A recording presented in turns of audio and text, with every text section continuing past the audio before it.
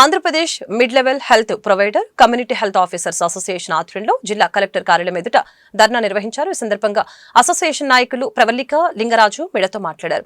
6 సంవత్సరాలు దాటిన ఉద్యోగుల్ని క్రమబద్దీకరించాలని డిమాండ్ చేశారు.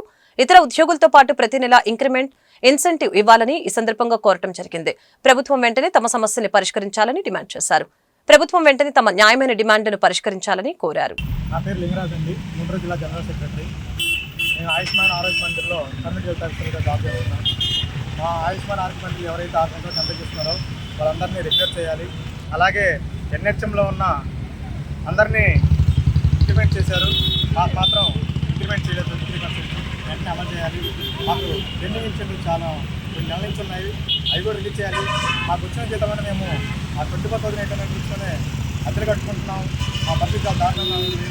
మమ్మల్ని కూడా గవర్నమెంట్లో గురించి మాకు న్యాయం కాకపోతుంది. ఆయుష్మాన్ ఆరోగ్య మంత్రిలో సిహెచ్ఓస్లో పనిచేస్తున్నామండి. గత 6 సంవత్సరాలుగా నిర్వీర్యంగా మేము మా సేవలు అందిస్తూ ఉన్నామండి.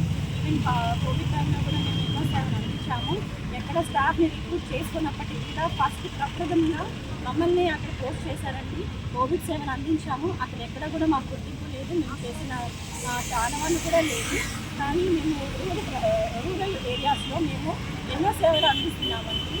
ప్రజల వద్దకి వైద్యం అన్నట్టుగా వారి ఇంటి ముందుకు మేము మేము వైద్య సేవలు అందిస్తూ ఉన్నాము. ఈ సేవలన్నీ చేసినప్పటికీ కూడా మాకు గత 6 సంవత్సరాలుగా ఎటువంటి జీతం పెంపు అనేది లేదు. 2023లో ఎన్హెచ్ఎం ఆల్ క్యాడర్స్ 23% హైక్ అనేది ఇచ్చారండి. ఆ 23% హైక్ మా యొక్క క్యాడర్ని మాత్రమే మినహాయించారు. ఎందుకు ఇంత వివక్ష, మాపై ఎందుకు ఇంత కక్ష అని మేము ఈ యొక్క సభాపూర్వకంగా మేము అడుగుతున్నామని ప్రశ్నిస్తున్నాము గవర్నమెంట్ని. గత గవర్నమెంట్లో మేము ఎన్నోసార్లు రిప్రజెంటేషన్స్ ఇచ్చున్నాము, చూస్తాము చేస్తాము అన్నట్టుగా ఉన్నారు. కానీ ఎక్కడ వేసిన గొంగలి అక్కడే ఉన్న మాదిరి మా యొక్క జీవితాలు అక్కడే ఆగిపోయాయండి. ఈ యొక్క కూటమి ప్రభుత్వమైన పునరాలోచన చేసి మాకు తగు న్యాయం జరిగిస్తారని మీడియా ప్రతినిధుల మేము మనవి చేసుకుంటున్నాము. మా యొక్క ప్రధానమైనటువంటి డిమాండ్ ఏంటంటే ఆయుష్మాన్ భారత్ గైడ్లైన్స్ ప్రకారము 6 సంవత్సరాలు ఎవరైతే సిహెచ్ఓ సర్వీసెస్ అందిస్తున్నారో వారందరినీ రెగ్యులర్ ఎంప్లాయీస్గా అబ్జర్వ్ చేసుకోవాలి. అదేవిధంగా మాకు 23% హైక్ అనేది ఇవ్వాలి.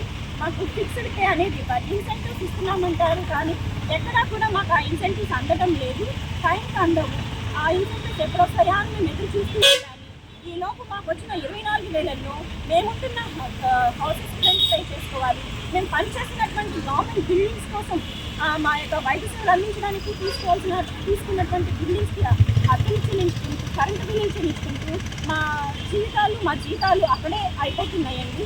మా కుటుంబాలు చాలా అడుగున పడిపోతున్నాయి.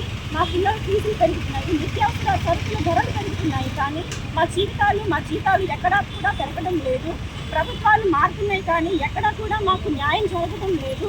కాబట్టి మాకంతకుముందు పిఎఫ్ కట్ చేసేవాళ్ళు, ఆ పిఎఫ్ కూడా కట్ చేయడం ఆపేసేశారు. అది ఎందుకు ఆపేశారో కూడా ఎక్కడా కూడా మాకు సమాధానం లేదు. మేము గత 2-3 సంవత్సరాలుగా మేము అధికారులకు కానివ్వండి